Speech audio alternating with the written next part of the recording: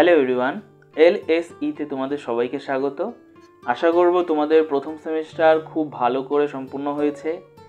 যেই প্রশ্ন এসেছে খুব ভালো প্রশ্ন এসেছে, তোমরা আশা করব সব প্রশ্নই অ্যান্সার করতে পেরেছো।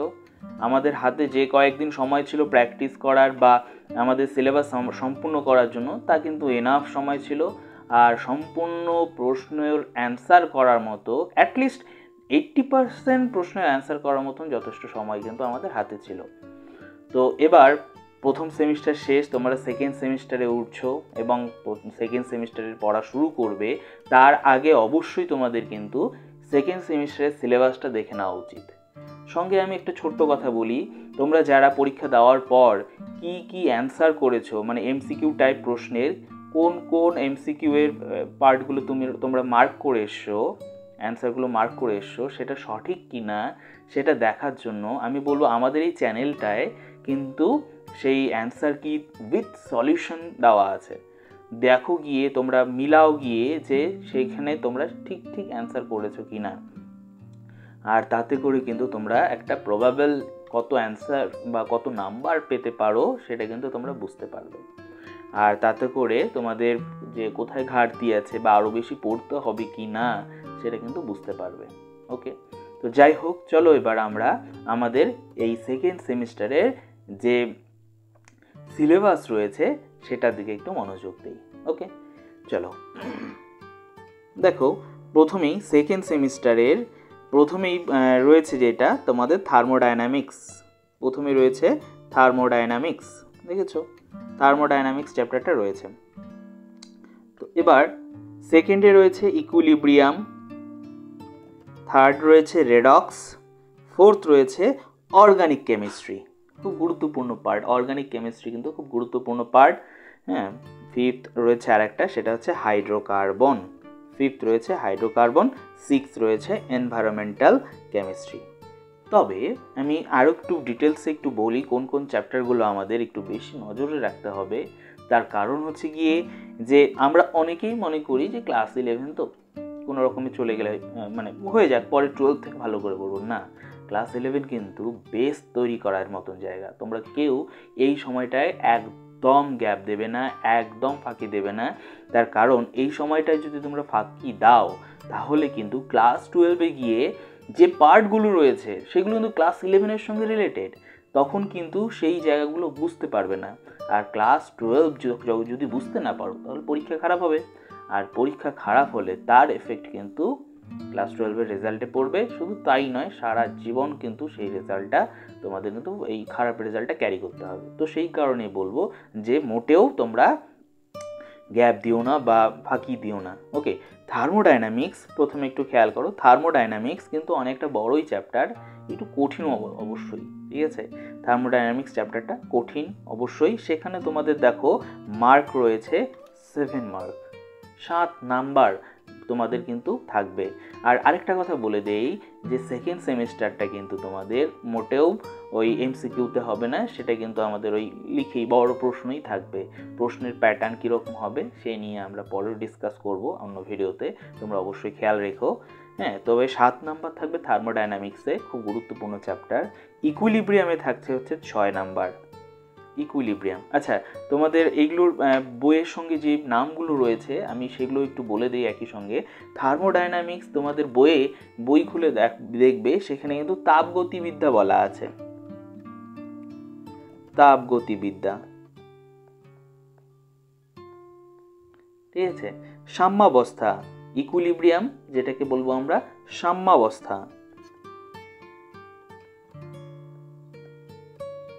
সাম্যাবস্থা, ঠিক আছে? তারপরে আছে রেডক্স রিঅ্যাকশন। রেডক্স রিঅ্যাকশন বলতে আমরা বুঝবো হচ্ছে গিয়ে যে অক্সিডেশন রিডাকশন, মানে হচ্ছে গিয়ে তোমাদের বইয়ে এরকমটাই দেওয়া আছে যে অক্সিডেশন রিডাকশন বা জারণ বিজারণ, জারণ বিজারণ বলে দেওয়া আছে যে চ্যাপ্টারটা, সেটার কথা বলছে এখানে, ঠিক আছে? অর্গানিক কেমিস্ট্রি, জৈব রসায়ন, হ্যাঁ, সাম বেসিক কনসেপ্ট, খুব গুরুত্বপূর্ণ, খুবই গুরুত্বপূর্ণ এই চ্যাপ্টারটা, খুবই গুরুত্বপূর্ণ এই চ্যাপ্টারটা। তার কারণ এটা যদি ঠিকঠাকভাবে ক্লিয়ার না হয়, এই চ্যাপ্টারটা ক্লিয়ার যদি না হয়, এই চ্যাপ্টারটা আর পরেরটা রয়েছে হাইড্রোকার্বন, এই দুটো চ্যাপ্টার যদি তোমাদের ঠিকঠাকভাবে ক্লিয়ার না হয়, অর্গানিকে মানে ক্লাস 12-এ মোটামুটি 60% বা 66%-এর কাছাকাছি কিন্তু তোমাদের অর্গানিক কেমিস্ট্রি রয়েছে ক্লাস 12-এ গিয়ে, গোটা বইয়ের রেসপেক্টে আমি বলছি, মানে 2 সেমিস্টার রেসপেক্টে। তখন গিয়ে কিন্তু প্রচণ্ড রকমের প্রবলেম হবে, ঠিক আছে? এই দুটো চ্যাপ্টার, এখানের কনসেপ্টগুলো মোটেও মিস করা যাবে না, ঠিক আছে? অর্গানিক কেমিস্ট্রি বা জৈব রসায়ন, ঠিক আছে? জৈব রসায়নের প্রাথমিক যে পার্টগুলো থাকে জানার, সেই জায়গাগুলোই আমাদের এই চ্যাপ্টারটার মধ্যে আমরা জানবো, ঠিক আছে? তারপর রয়েছে হাইড্রোকার্বন। আমাদের ওই বইয়ের মধ্যেও হাইড্রোকার্বন বলেই বলা আছে, হ্যাঁ, ক্লাসিফিকেশন অফ হাইড্রোকার্বন বা হাইড্রোকার্বনের শ্রেণী বিভাগ বলে বলা আছে।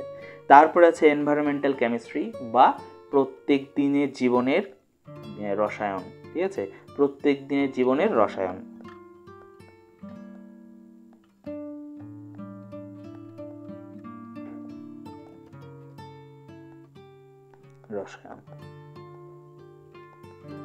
তো এই চ্যাপ্টারগুলো রয়েছে প্রত্যেক দিনের জীবনের রসায়ন, সেটা রয়েছে 4 নাম্বার, ঠিক আছে? এই হাইড্রোকার্বনে রয়েছে আসবে 8 নাম্বার। তারপরে অর্গানিক কেমিস্ট্রিতে থাকছে 7 আর রেডক্স রিয়াকশানে থাকছে 3। ওকে, তো থার্মোডাইনামিক্স ফিজিক্যাল কেমিস্ট্রির পার্ট, ঠিক আছে? ইকুইলিব্রিয়াম ফিজিক্যাল কেমিস্ট্রির পার্ট, রেডক্স রিয়াকশন আমাদের কিন্তু ওই আমাদের ফিজিক্যাল কেমিস্ট্রির অংশ, ঠিক আছে? অর্গানিক কেমিস্ট্রির কিন্তু এই দুটো অংশ আমাদের রয়েছে, some basic principal, organic chemistry some basic principles যেগুলো রয়েছে সেগুলো, অ্যান্ড হাইড্রোকার্বন অর্গানিক কেমিস্ট্রির অংশ বা জৈব রসায়নের অংশ, ঠিক আছে? খুব গুরুত্বপূর্ণ এই অংশগুলি, তোমরা ভালো করে দেখো। আর আমি ধীরে ধীরে আরেকবার স্ক্রল করছি, তোমরা চাইলে সেগুলোকে লিখে নিতে পারো।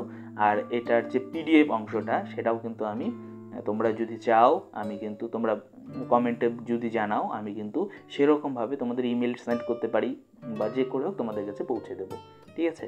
আমি আরেকবার স্ক্রল করছি, তোমরা একবার দেখে নাও। তাহলে থাকছে থার্মোডাইনামিক্স, যেখানে আমাদের 7 নাম্বার থাকছে বা তাপ গতিবিদ্যা, ঠিক আছে? তারপরে ইকুইলিব্রিয়াম বা সাম্যাবস্থা, যেখান থেকে থাকছে 6 নাম্বার, ঠিক আছে?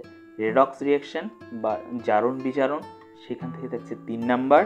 অর্গানিক কেমিস্ট্রি বা জৈব রসায়ন, যেখান থেকে থাকছে 7 নাম্বার। আর একটা রয়েছে হাইড্রোকার্বন, হ্যাঁ, অর্গানিক কেমিস্ট্রির পার্ট হাইড্রোকার্বন, সেখান থেকে থাকছে সর্বোচ্চ নাম্বার 8, ঠিক আছে? আর আরেকটা রয়েছে এনভায়রনমেন্টাল কেমিস্ট্রি বা প্রত্যেকদিন জীবনের রসায়ন, সেখান থেকে থাকছে 4, ঠিক আছে? এটা সোজা চ্যাপ্টার, প্রত্যেকদিন জীবনের রসায়নটা খুব সোজা চ্যাপ্টার। আমাদের কিন্তু অর্গানিক পার্টটা একটু কঠিন, সেটাকে কিন্তু একটু ভালো করে খেয়াল রাখতে হবে, ওকে? এরপরে আমাদের তো সিলেবাস মোটামুটি এইটুকুনি।